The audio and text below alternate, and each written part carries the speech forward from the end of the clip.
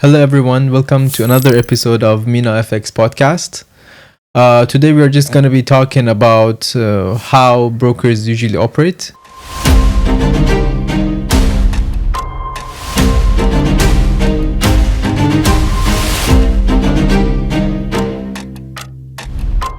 And I think for people to have a better feel about this, I think it's better maybe we can start up by diving into maybe the customer service or the sales section of a broker.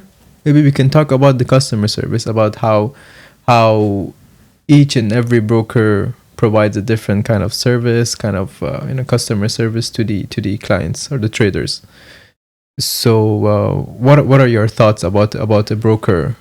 What would be a good customer service or a bad customer service for you as a trader? I did a role as customer service myself. Mm-hmm. I engaged with a lot of clients, annoying clients, very polite clients. As a customer service, no matter what happens or what the client says, first you need to stay calm. Listen to what they're saying, even if they shout on you, even if they curse on you. So you as a customer service, you need to be patient, polite, whatsoever. I think this is the key. Mm-hmm. And most of the brokers, they also have every broker has like a tolerance level. I mean, if a client crosses, of course, both parties have to be respectful in their own way. So, of course. Yes, but it happens. Mm-hmm. Sometimes happens. A client will come and then complain. It's just temporary. Maybe this guy is a very nice guy. And but it's like, the heat moment when the client is angry about something. It doesn't matter if he's right or wrong. Mm-hmm. So you as a customer service, you need to understand the clients, so you will know that there are some bad times for the clients, for the traders. So you're the one who should control yourself, and even if they say something, there's nothing personal. Mm-hmm. This guy is trying to contact the broker, and maybe he even doesn't know you. So at the end, you will just receive a message, or you will have a phone conversation over the phone, and you will just receive that message. Doesn't matter in what way you receive it, and just reply back with manners, of course. Of course. And I think as a trader, they want to see customer service who's most of the time available. Okay. And so that's the thing I want to ask, is that what sets a good customer service, a broker with a good customer service, apart from other brokers that don't provide as good of a service to their clients? Usually the brokers have two types of customer service. Mm-hmm. One of them is by basically a live chat, or like contact us on the website. And the other way is a direct contact with, let's say, phone call, WhatsApp, Telegram, or any other social medias, that you have that ID or the number that you can directly reach in, and you just contact basically in this way. Mm-hmm. In my own point of view, I think it's the best to have both at the same time. Usually when somebody has a problem or needs to contact the broker, they like to engage with some person, like a real person, not a bot, not like automated answering machine. So it's better for the client or at least they feel better and they respect the service better if you have somebody as a person who's available, or human who's available to answer your needs. I think it's the best to have the both at the same time, but some of the brokers, they don't have this option. And the majority goes to those brokers who are, you just log into your portal. Sometimes there's a live chat, sometimes there's just a contact us that you can just fill a form and just write what you need, and then you send it to them and they will get back to you. Maybe they will give you a call back or just send you an email back. This is good to have, but I think it's not enough at all. It's always good to have somebody available. Not saying 24 hours. Right, so I also wanted to get into that is basically what you're talking about is like a dedicated account manager. That there is usually dedicated account managers, but again, the majority of them is that they don't respond well.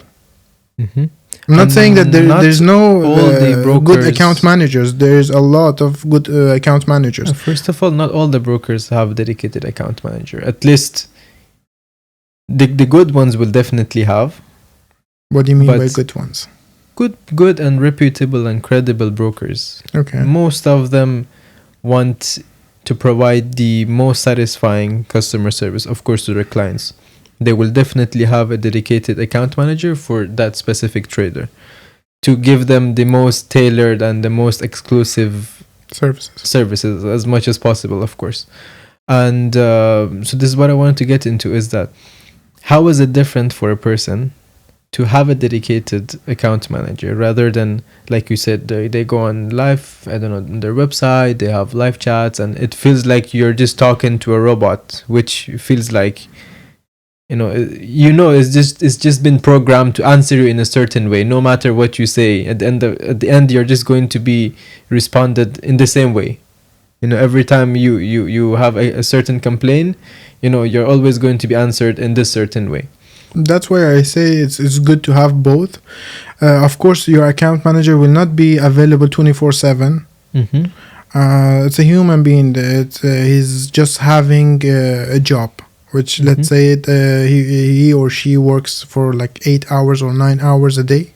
So there's a specific time that he can be available to you. But again, it's good to have, because let's say you're not satisfied with the answer that you got from the broker as a reply to your email or to your complaint over the portal.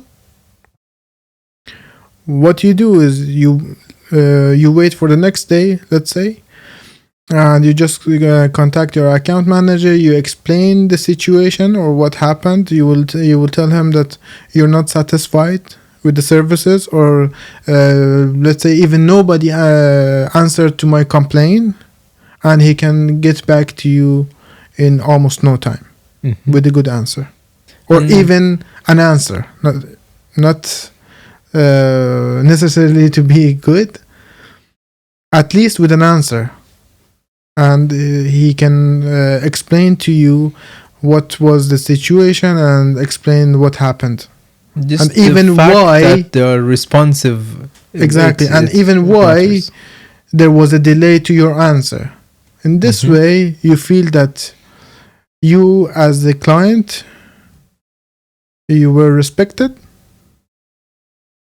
even the answer was not in your favor. So I think it's always the best for a broker to have an account manager, a good account manager, not just to throw some numbers for you as a contact number, and then they'll tell you that if you had any problem, just call this number or contact via this. And then when you do, there's nobody to answer. In my own experience, it happened to me.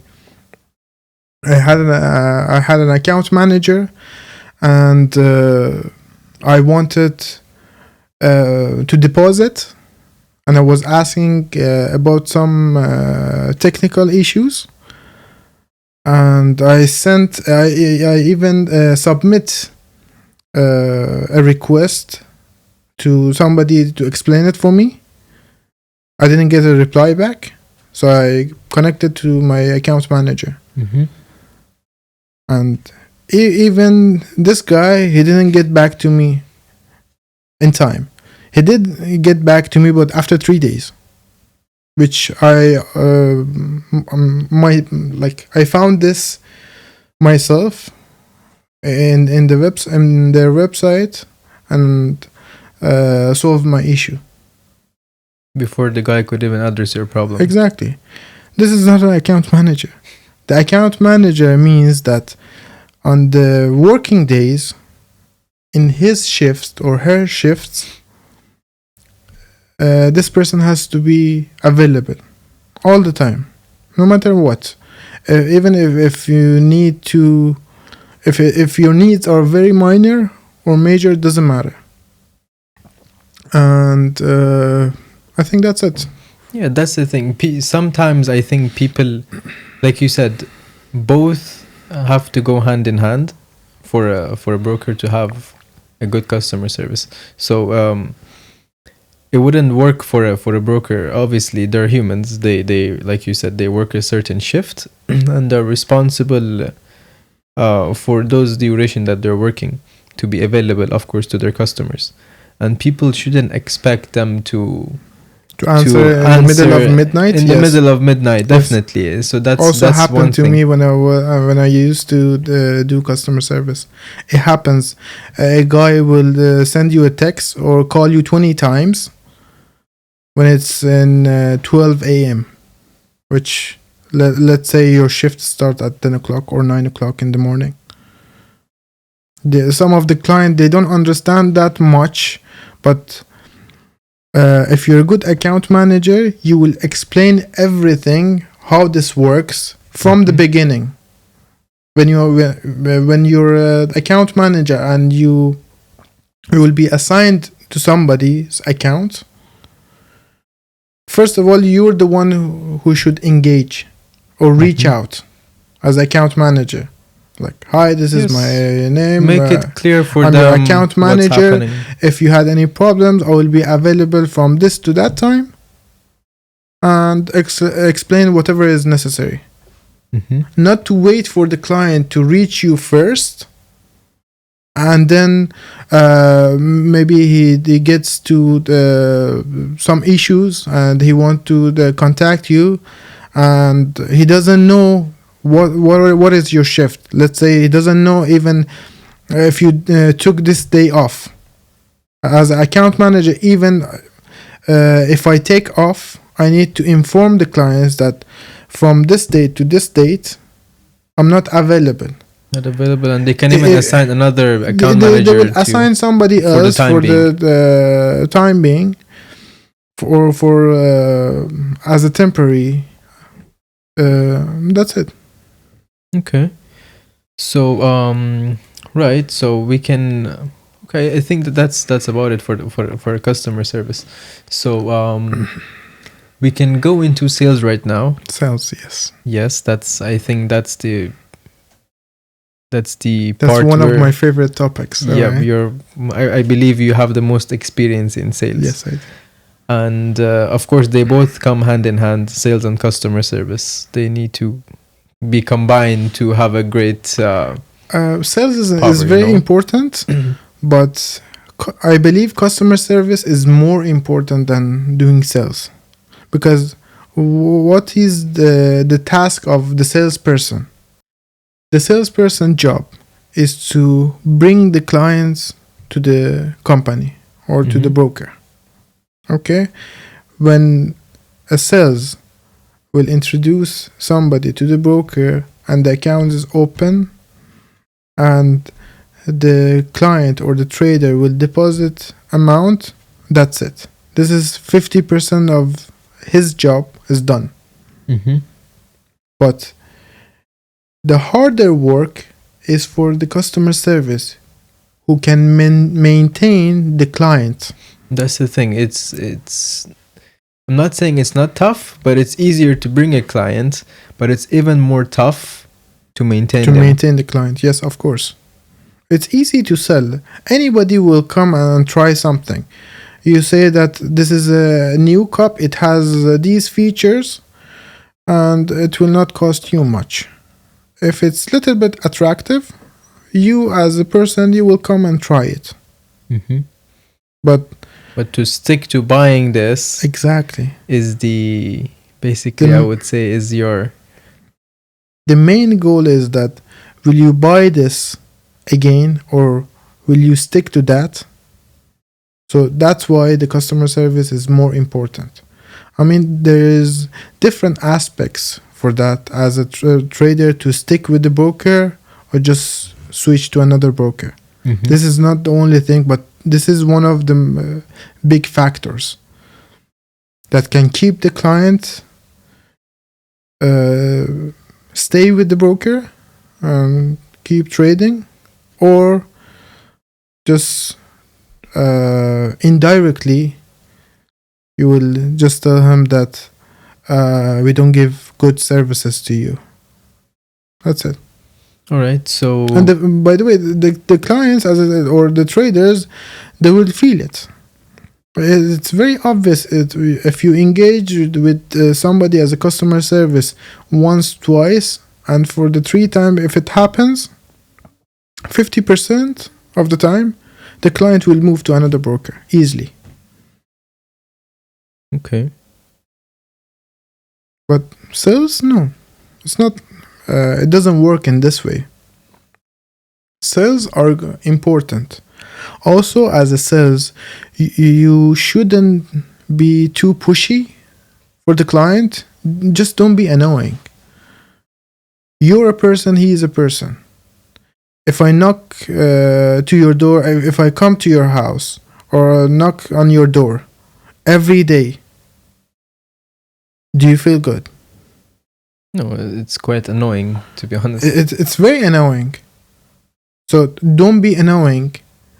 Okay, and one of the important thing that as a sales that you need to know is that to have a good knowledge of what the broker is offering. I have seen a lot of sales that they have some idea of how the broker runs, let's say, or what are the services they provide, and they know the specs of the products and the accounts and everything. But when it actually comes to a deep conversation, mostly they don't know anything as a sales. You're the one as a sales who's representing the broker to people, right? Yes. You're basically the face of the company. You're the face of the company. Not 100%, but maybe 80%. Definitely. You will tell the client that we have this product, but I don't know much about it. I mean, it's a different thing, you having knowledge. And yeah, I for example, I know this cup is maybe made of cardboard or whatever it is made of. Okay, so it's a different thing to know something, and it's a different thing to try and sell it, to convey the information, to try and grab their attention. Because I can know a lot of things, but it doesn't mean that I can convince someone into either buying it or having to use very interesting. If you're a sales, don't try just to sell something. As a human being, I can feel that you're trying just to sell, just to get your target. Mm-hmm.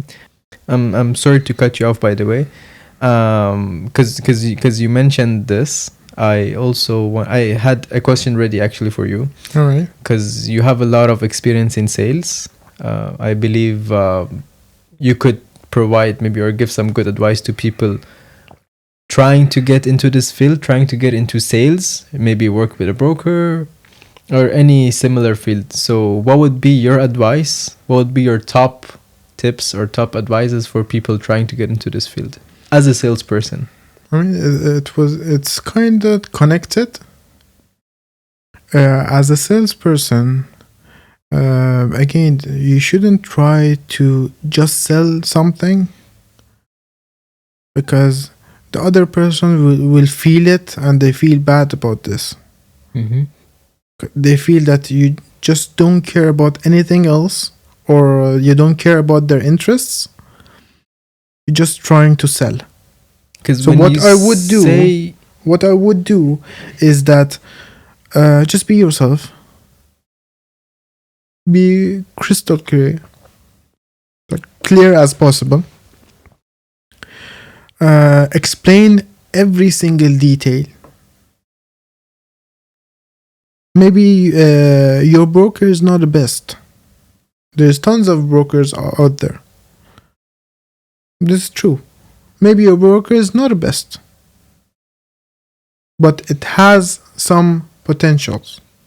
Actually, or they offer something unique. You said something interesting, because you said your broker might not be the best, but there could be that one salesperson or that one person that it could be your account manager or anyone working over there that is in touch with you directly. And that's the person, that's the reason, that's probably the That's the reason why the trader will stick to that broker. Stick to that broker, yes, exactly. 100%. That's what I mentioned earlier, that customer service, I believe it's the most tougher job for a person to work in a broker. Mm-hmm. So this role is very sensitive and tougher comparing to the rest. Maybe it doesn't sound much, but these guys, they're doing a lot of stuff to maintain the client and the reputation of the broker. And let's go back to the sales part. As I mentioned, it's not good to just sell something. I mean, your target is to sell. Okay, but by sell, it doesn't mean just throw stuff on people. It's like, here, take this. This is, let's say, cheap. It's good for you. Explain. Be friendly. Just engage with them. And see the client, what he's looking for. Maybe he's just looking for a reliable broker and he doesn't care about the spreads, commission, or whatever.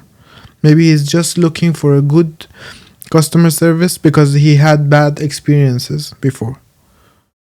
Again, when you say reliable, a broker could be maybe not as reliable, but again, it's because of that one person that people trust in, yes, and they find this person very, close to them and very honest with them. That will be the key employee, basically, or the key person in that department. Yes. It's totally okay for a broker to have its own downfalls. Not every broker, I would say, is perfect. Nobody is perfect, yes. Every broker will have its own downsides. Maybe their products are not as great as other brokers. Everyone's competing, of course. Yes. So again, it's the person, it's the contact person of the traders, of the broker and the traders, that makes clients try to stick to the broker. 100%. I think that would be it. Yes. Right. And so now I think we covered the departments of the sections of a broker which are directly maybe in touch with the clients. Now maybe we can move on to the department that is not so in contact with the clients directly, which I would say maybe the backend. So this is where basically all the magic, I believe, happens. This is where all the trades are executed for every trader trying to trade on a broker's platform. In the back end, a lot of stuff happens, and I don't want to dive deep into that because I don't see anything interesting for the traders to know about this.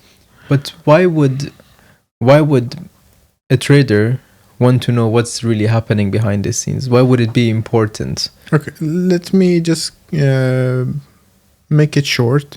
And if the audiences they want more details on this, they can just reach us and ask for that, and we will explain more. Mhm. Maybe in another episode. Definitely, we can do but that. in the I will just talk about the back end as a dealing. Okay.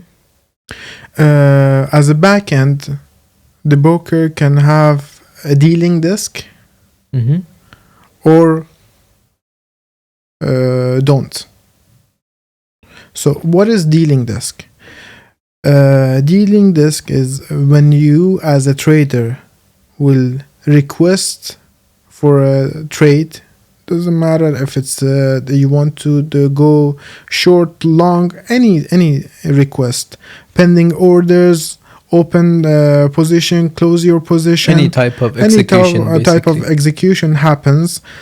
It will be a request to the system, and this system will send your request to somebody as human being sitting behind a computer, receiving your request, accepting, rejecting, or even give you a requote Mm-hmm. on your orders or pending orders. This will be a dealing desk.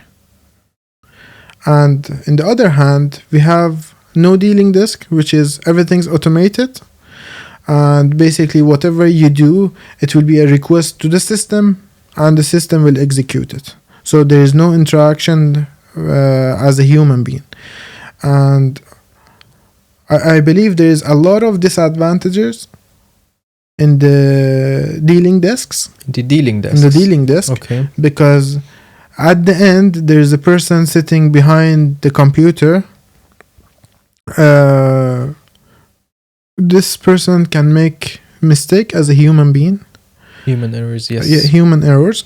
And if you send let's say you send a request, okay, and there's a lot of requests is coming, maybe they will execute your order in a different way, which in a way that it's not supposed to be.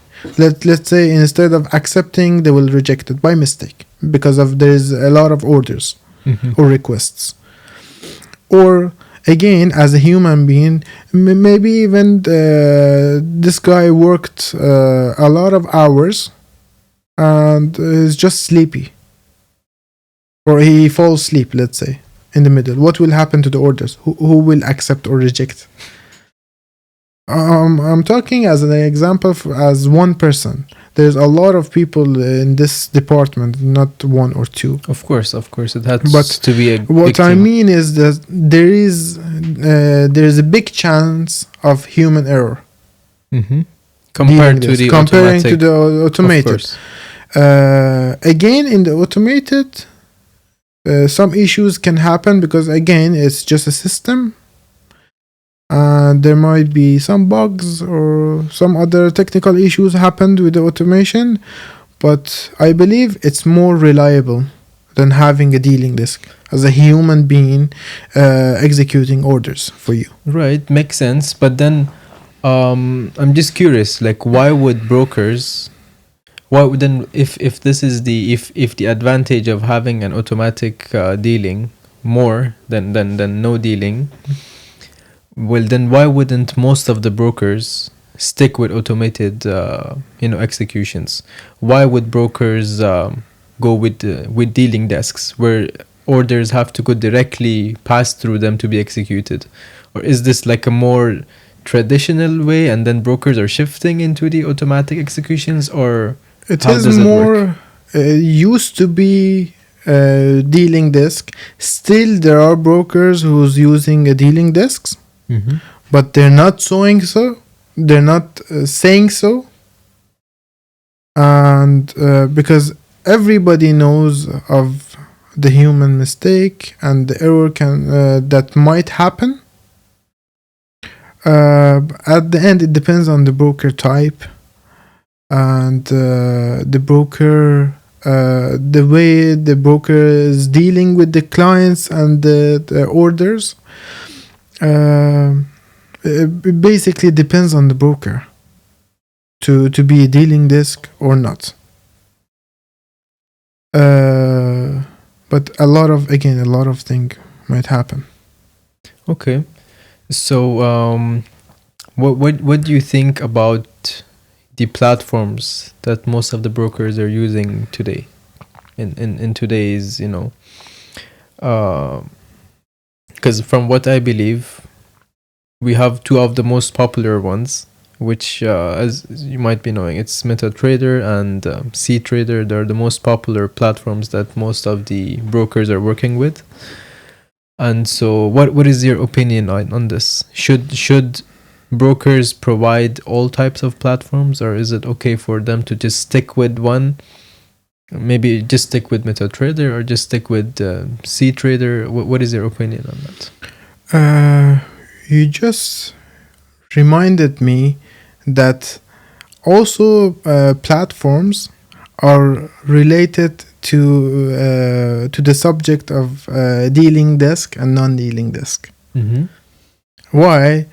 Back in old times, let's say 15 years back, there were no platforms that would execute the orders automatically. So there was only dealing desks. There were only dealing desks. Mm-hmm.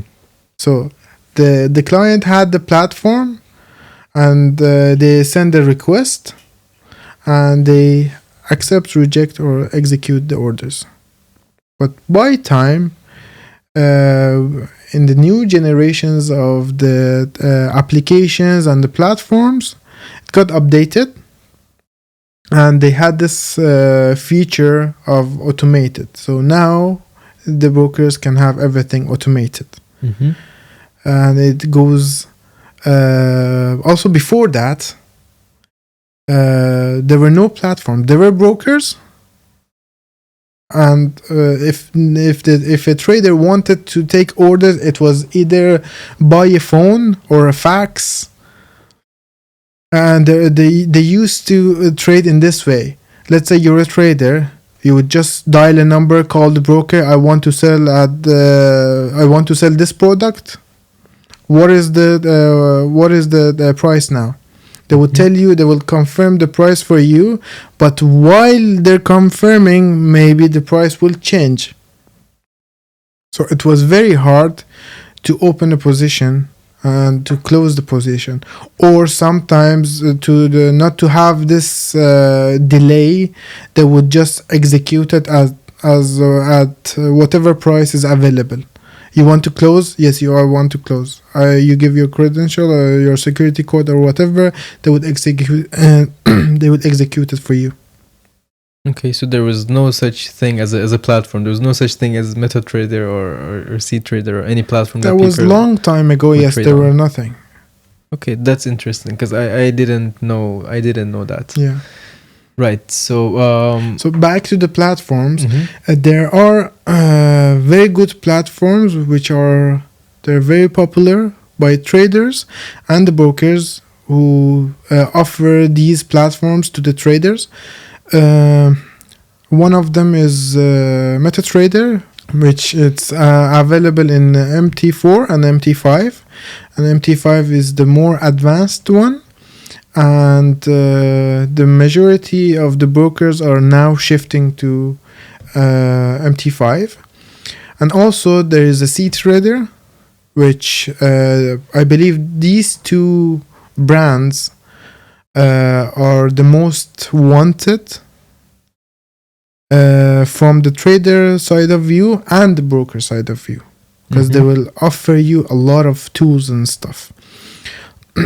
But what are the difference? The CTrader is more advanced, as it will give you more tools. But at the same time, MetaTrader is easier to use and a bit simpler. So you don't need to have a lot of knowledge. You can just figure it out in a few hours. Just go through it, and just by trial and error, you will get everything. So It's very easy much to understand more and work easier. with. But if you want to be more advanced, to have more tools for you for your trading, you will use the C Trader. I cannot say which is better, because it depends on the Depends trader on- yes. who prefer which. And I believe both are good. And as execution wise and everything, I think the speed is very good. And both of them, they have some disadvantages, but again, this is what makes them apart from each other. Also, there are platforms built by the brokers. There's a lot of traders, they think these are not reliable, or there are bugs in the system. But actually, there are some out which they're really good. What they're trying to do is that give you more options on the platforms, and maybe give you simpler options. Like, let's say they might have options combined from MetaTrader and C Traders. Okay, that's interesting. I believe you're talking about web trader, right? Yes, web trader. Yes, some of them actually they have also. They have applications. They made some application, brokers have but their the own majority applications. of the brokers, they have, yes, web trader, but in-house built. All right, so I guess that's going to be it for today's episode. Thanks for watching, and make sure you stay tuned.